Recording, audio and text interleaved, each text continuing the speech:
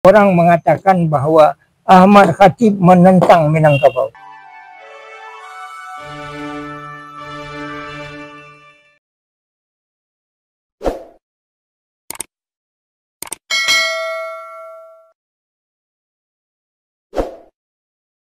Ada ulama Nusantara yang mendunia.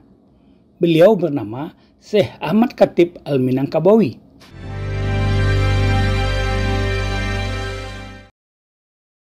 Assalamualaikum warahmatullahi wabarakatuh. Mendengar namanya, orang pasti tahu beliau berasal dari Minangkabau. Beliau adalah orang pertama Indonesia yang menjadi imam besar di Masjidil Haram Makkah. Beragam pandangan tentang sosok yang muridnya adalah sebagian besar ulama di Indonesia. Termasuk ada yang menyebutkan beliau membenci ranah Minang karena persoalan harta warisan. Benarkah dugaan itu? Seorang ulama, budayawan dan penulis menjelaskan secara terang-benderang terkait Syekh Ahmad Khatib Al-Minangkabawi dan hal-hal yang mungkin belum terungkap tentang beliau selama ini. Tungkunan tua, keturunannya diantaranya adalah Angkulareh sampai angke. Ayah dari Limba Urai. Limba Urai nikah dengan Abdul Latif. Anak Angkulareh Koto Kadang melahirkan Syekh Ahmad Khatib Al-Minangkabawi. Mereka para tuanku, para nenek mama yang melahirkan para tuanku dan nenek mama juga. Nah, akhirnya Ahmad Khatib bin Abdul Latif yang sekolah di Makkah kemudian menjadi ulama, dipercayai, dihormati oleh orang Mekah, akhirnya menjadi imam dari Masjidil Haram yang waktu itu bermazhab Syafi'i. Nah, beliau mengajar murid-murid beliau. Inilah murid-murid beliau. Ada Syekh Muhammad Jamil Jambe, ada Syekh Sulaiman Ar-Rashidi, ada Syekh Khalidi Pariaman, ada pendek kata seluruh Syekh yang ada di termasuk Syekh Haji Abdul Karim Amarullah, ayah dari Hamka, Abdul Malik Karim Amarullah. Syekh Abdullah, ya, Abdullah yang mendirikan PGAI, ya, Abdullah Ahmad, Dr. Abdullah Ahmad, PGAI, kemudian Adabiah sampai sekarang.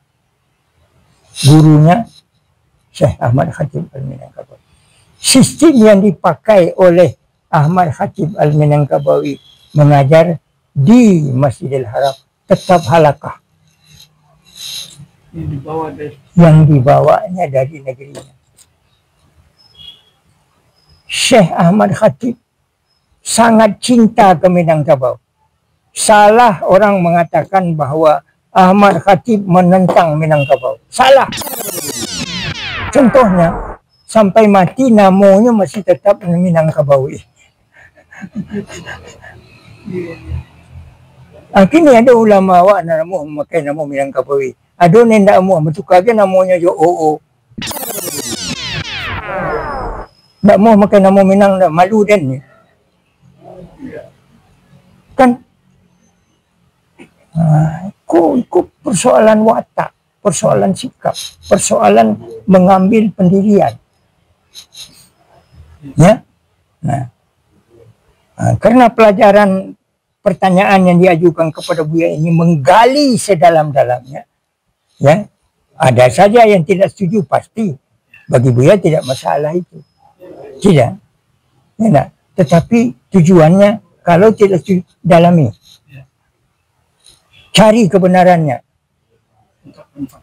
ya, bukan dicemoohkan. Para ilmuwan yang mendengar sesuatu yang salah, dia akan meneliti, benarkah salah ini? Atau salah besarkah? Atau salah kecilkah? Atau harus diperbaikikah? Atau mana yang benar? Itu ilmuwan. Ya, ilmuwan itu orang yang suka dikritik. Kalau tidak mau dikritik, dia bukan pemimpin. Dia tidak ilmuwan. Nah, beginilah kalau kita menggali. Kembali kepada Syekh Ahmad Khatib Al-Minangkabawi. Dia mencintai Minangkabau. Cuma ada beberapa aturan adat yang tidak sesuai dengan syariat. Umpamanya tentang hak waris. Kan begitu. Hak waris yang disebut dengan warisan pusako. Yang disebut oleh Minangkabau sebagai pusaka tinggi. Ya, nah, dikoreksi oleh beliau. Koreksinya, ini tidak boleh dibagi. Itu mungkin dianggap orang beliau persis. Kenapa? Asal usulnya tidak jaleh. Ya kan? Maka kalau dikatakan bahwa pewaris itu adalah laki-laki menurut syariat, yang diwarisi itu adalah harta yang merupakan milik pribadi, yang disebut dengan pusaka randa, tetap dibagi menurut faraid. Jadi tidak semua Minangkabau disalahkan. Ada yang menyatakan bahwa Syekh Ahmad Khatib Al-Minangkabau tidak mau pulang-pulang leh. Dia kan benci ke Minangkabau. Apa memang begitu? Apa memang benar begitu? Iyo mana tu yang tidak mau pulang leh.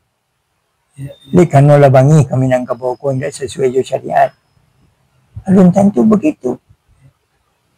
Kalau dia marah ke Minangkabau, pasti tidak dipakainya nama Minangkabau itu. Dan mungkin tidak akan diterima anak-anak Minang yang belajar. Iya. Sampai mati dia pakai nama Minangkabau. Dan malah kini turunannya sudah lebih dari 300 ratusan orang turunannya masih mencari asal usul ke Minangkabau. Syekh Ahmad Khatib Al-Minangkabawi lahir pada 26 Juni 1860. Beliau meninggal dunia pada 9 Oktober 1915. Hingga saat ini, ada kekeliruan orang tentang sosok beliau. Pada banyak media, foto-foto yang beredar dihubung-hubungkan dengan foto dirinya. Hal ini adalah sebuah kekeliruan. Menurut Khairul Jasmi, penulis novel biografi sejumlah ulama asal Minangkabau, foto-foto tersebut sesungguhnya bukanlah foto Syekh Ahmad Khatib Al-Minangkabawi. Tapi foto tersebut adalah lukisan atau foto dari Syekh Sulaiman Ar-Rasuli atau yang populer disebut dengan Inyek Canduang.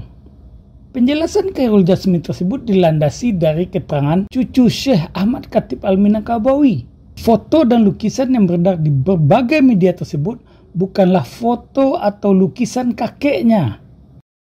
Selain tidak ada foto atau lukisan, sosok Syekh Ahmad Khatib Al-Minangkabawi sangat patut dijadikan salah satu panutan, terutama sebagai tempat untuk mencari tahu sesuatu yang belum diketahui keberadaannya. Ahmad Khatib itu fokus sejak kecil ingin belajar agama. Tuh. Yang kedua, dia mengamalkan dan menganalisa apa yang diajarkan oleh gurunya, dan dia menjawab semua pertanyaan dengan buku. Jadi ketika ada pertanyaan dari Minangkabau soal agama Islam, dia menjawabnya secara tercatat. Misal soal tarikat, misal soal menghadap sembahyang, sholat, misal soal bolehkah hormat kepada Ratu Belanda, misal soal rukun das, misal soal banyak hal yang dia jawab dengan kitab 45 kitabnya ditulis itu menjawab semua pertanyaan dari Hindia Belanda.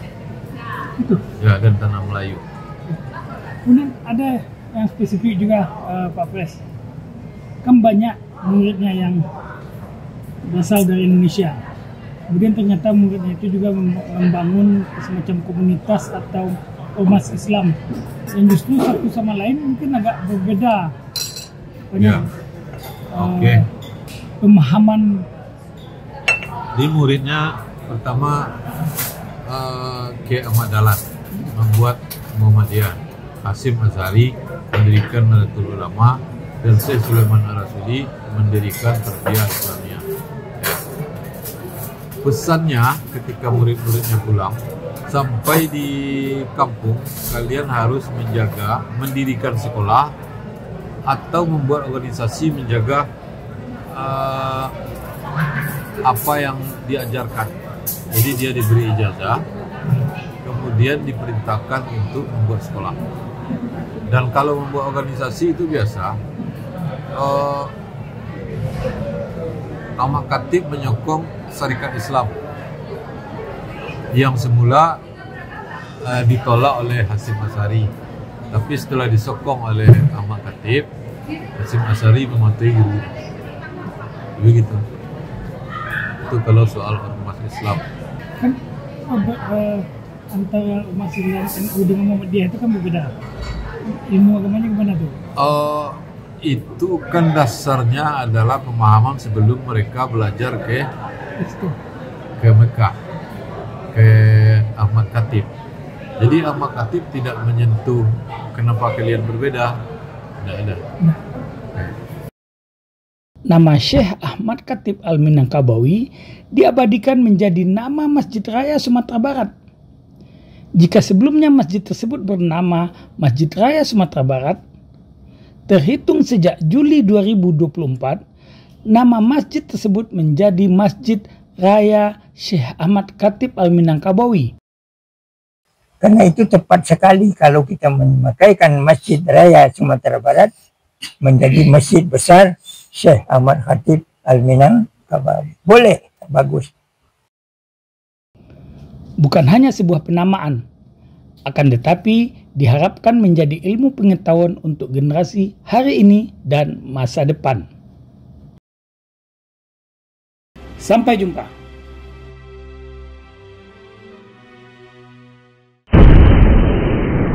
Sampai di sini dulu jumpa kita kali ini, dan tetap dukung channel ini sehingga kami bisa memberikan informasi-informasi yang inspiratif untuk kita semua.